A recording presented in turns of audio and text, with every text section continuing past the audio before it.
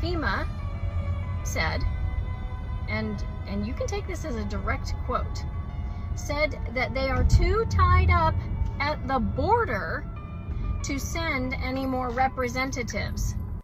Ladies and gentlemen, the information coming out of North Carolina from the people on the ground and people all around is just not adding up to what the government's saying. Some people are claiming all the resources are being held up at the border, while some are saying you need a permit to even help anybody. They really got us out here applying for permits to help people. And some people are saying there's just dead bodies everywhere.